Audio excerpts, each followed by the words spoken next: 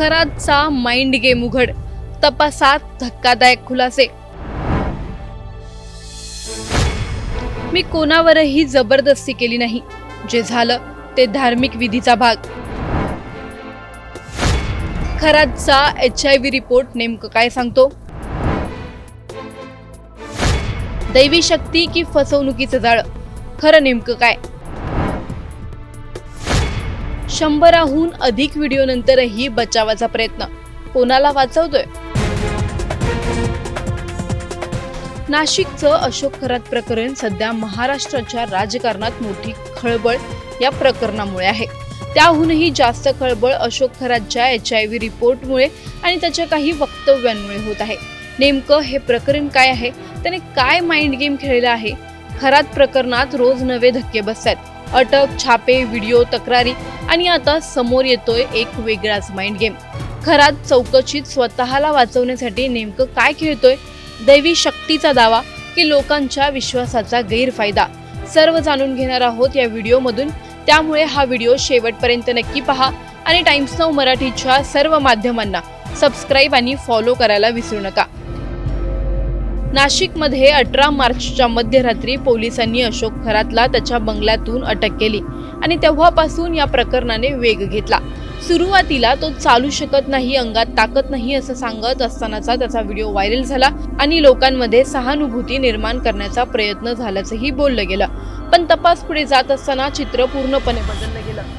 SIT मधून सलग चौकशी सुरू असताना खरातच्या ऑफिसवर छापे टाकण्यात आले. कॅनडा कॉर्नर परिसरातील त्याच्या ऑफिसमध्ये 2 दिवस तपास झाला आणि तिथून अनेक वस्तू पुराव्यासाठी जप्त देखील करण्यात आल्या. इतकंच नाही तर त्या ठिकाणी संपूर्ण व्हिडिओ रेकॉर्डिंग देखील करण्यात आलं आणि नंतर ऑफिस सील केलं. काही तक्रारदार महिलांना सोबत घेऊनच तपास करण्यात आल्यामुळे या प्रकरणाची गंभीरता अधिक स्पष्ट झाली. दरम्यान महिलांकडून तक्रारीचा अक्षरशः पाऊस पडत असल्याचं समोर येत आहे. एकामागोमाग एक गुन्हे दाखल होत आहेत आणि त्यामुळे या प्रकरणाचं स्वरूप अधिकच मोठं होत चाललं आहे.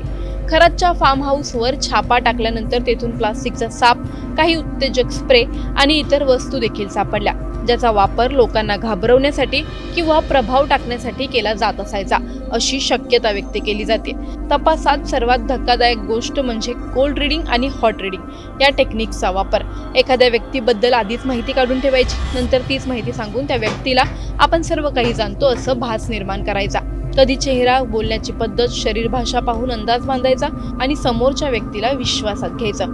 विशेषतः महिला भक्तांशी बोलताना या टेक्निकचा मोठ्या प्रमाणात वापर झाल्याची चर्चा आहे. त्यामुळे लोकांना खरातकडे काहीतरी अलौकिक शक्ती आहे का काय असा विश्वास बसायचा. याचबरोबर तपासात आणखी एक गोष्ट समोर आली, ती म्हणजे उत्तेजक गोळ्यांचा वापर. सतत आणि जास्त प्रमाणात या गोळ्या घेतल्यामुळे काही वर्षांपूर्वी खरातला अर्धांगवायूचा झटका आला होता असंही सांगितलं जातंय. तरीही त्याच्या हालचालींमध्ये बदल असूनही त्याचं कथित वर्तन काही थांबलं नाही असं आरोपांमधून स्पष्ट होतंय. चौकशी दरम्यान खरातने काही विचित्र दावेही केले आहेत. मी कोणावरही जबरदस्ती केली नाही, जे काही झालं ते धार्मिक विधीचा भाग होता असं तो सांगतोय. स्वतःला वाचवण्यासाठी हा एका प्रकारचा माइंड गेम असल्याचं बोललं जातंय. तक्रारदार महिलांनी मात्र गंभीर आरोप केले आहेत. धमक्या, औषध देऊन बेशुद्ध करणं आणि अत्याचार.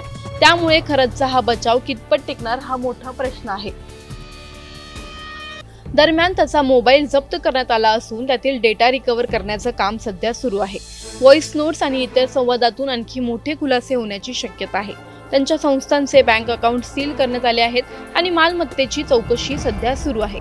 कोट्यावधींचं आर्थिक जाळं उघड होण्याची शक्यता व्यक्त केली जाते. HIV टेस्टचा रिपोर्ट निगेटिव्ह आला असला तरी या प्रकरणाची गंभीरता काही कमी होत नाहीये. उलट जितका तपास पुढे जातोय तितके नवे प्रश्न समोर येत आहेत. खरातचा धार्मिक विधी हा दावा कितपत खरा आहे की हा फक्त बचावाचा मार्ग आहे? कोल्ड आणि हॉट रीडिंगच्या नावाखाली लोकांची फसवणूक किती दिवस सुरू होती? इतक्या तक्रारी येऊनही आधी कारवाई का झाली नाही? या प्रकरणात अजून किती मोठी नावं समोर येणार आहेत? खरात एकटाच आहे की यामागे अजून मोठं जाळं आहे? पोलीस तपास पूर्णपणे निष्पक्ष होईल का की काही गोष्टी दडपल्या जातील? महिलांना न्याय मिळणार का की हेही प्रकरण वेळेत हरवणार? आणि सर्वात मोठा प्रश्न, लोकांच्या श्रद्धेचा गैरफायदा घेणाऱ्यांवर कायमचा लगाम बसणार का? तुम्हाला या प्रकरणी काय वाटतं आम्हाला कमेंटमध्ये नक्की कळवा. व्हिडिओ आवडल्यास लाईक व शेअर करायला विसरू नका. तसंच अशा नवनवीन अपडेट्ससाठी व माहितीपूर्ण व्हिडिओसाठी टाइम्स नाऊ मराठीला नक्की फॉलो करा.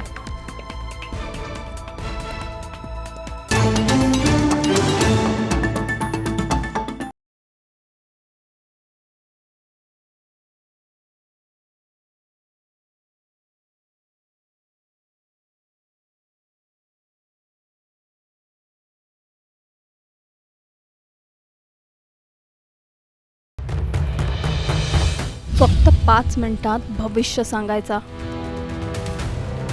खरातचा कोल्ड आणि हॉट रीडिंगचा खेळ.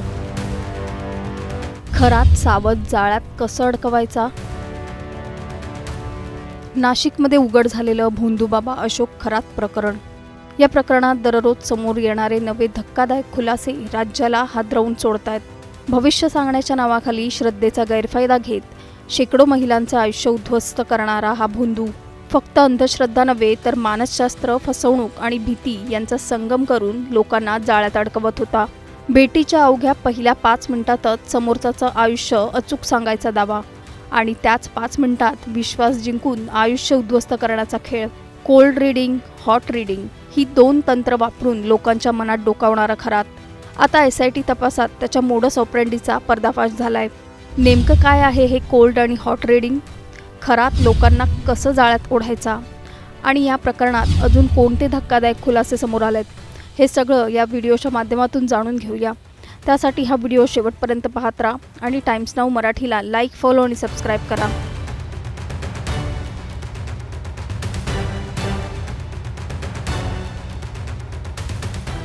नाशिकमधील भोंदूबाबा अशोक खरात प्रकरणात SITने तपासाचा वेग वाढवलाय. SITकडून या प्रकरणाचा सखोल तपास सुरू आहे. आता SITने अशोक खरातच्या नाशिकमधील ओक्स कार्यालयात जात मोठी कारवाई केली आहे. खरातचं कार्यालय पंचांच्या उपस्थितीत सील करण्यात आलंय. फॉरेन्सिक टीमने कार्यालयाची सखोल पाहणी करत प्रिंटर आणि महत्त्वाची कागदपत्र ताब्यात घेतली आहेत. SITच्या या कारवाईनंतर प्रकरणात आणखी मोठे खुलासे होण्याची शक्यता आहे. या तपासादरम्यान सर्वात धक्कादायक बाब समोर आली ती म्हणजे खरातची लोकांना फसवण्याची पद्धत.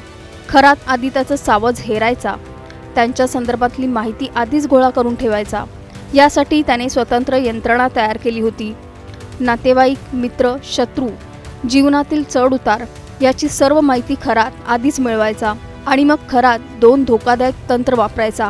यासाठी तो कोल्ड रीडिंग आणि हॉट रीडिंग या तंत्रांचा वापर करायचा. हॉट रीडिंग यामध्ये खरातने ग्राहकाची माहिती आधीच गोळा करून ठेवलेली असायची आणि तीच माहिती दैवी शक्ती असल्यासारखी सांगितली जायची. तर कोल्ड रीडिंगमध्ये समोरच्याला काही प्रश्न विचारून त्याच्या उत्तरांवरून अंदाज बांधत त्याला भ्रमित केलं जायचं. मानसशास्त्र, फेस रीडिंग आणि भीतीचं तंत्र वापरून खरात लोकांचा पूर्ण विश्वास जिंकायचा. मिळालेल्या माहितीनुसार भेटीच्या पहिल्या 5 मिनिटातच खरात समोरच्याची अचूक माहिती सांगायचा आणि इथेच लोक त्याच्या जाळ्यात अडकायचे. भोंदू अशोक खरातवर महिलांचं लैंगिक शोषण आणि आर्थिक फसवणुकीचे गंभीर आरोप आहेत. पीडित महिलांचे फोटो व्हायरल केल्याप्रकरणी तिघांविरोधात गुन्हा दाखल करण्यात आलाय. सोशल मीडियावर अशा प्रकारचे व्हिडिओ किंवा फोटो व्हायरल केल्यास कठोर कारवाईचा इशारा देण्यात आलाय. दरम्यान शेकडो महिलांवर अत्याचाराचे आरोप असलेल्या खरातची HIV टेस्ट करण्यात आली आणि या टेस्टचा रिपोर्ट निगेटिव्ह आल्याची माहिती समोर आली आहे. खरातचा मोबाईल जप्त करण्यात आला असून डेटा रिकव्हर करण्याचं काम सुरू आहे. त्याच्या फार्म हाऊसवरून काडतुसे जप्त करण्यात आली आहेत. त्यांचा वापर नेमका कुठे झाला याचा तपास सुरू आहे. नाशिक न्यायालयाने अशोक खरातला 29 मार्चपर्यंत पोलीस कोठडी सुनावली आहे. अंधश्रद्धा, भीती आणि मानसशास्त्र यांचा वापर करून लोकांना फसवणारा या भोंदूचा खेळ आता उघड झालाय. पण प्रश्न अजूनही कायम आहे. अशा प्रकारचे भोंदूबाबा अजून किती जणांच्या आयुष्याशी खेळत आहेत आणि लोक अशा जाळ्यात अडकणं कधी थांबवणार? तुमचं यावर मत काय? आम्हाला खाली कमेंट करून नक्की सांगा आणि चॅनलला सबस्क्राईब करा.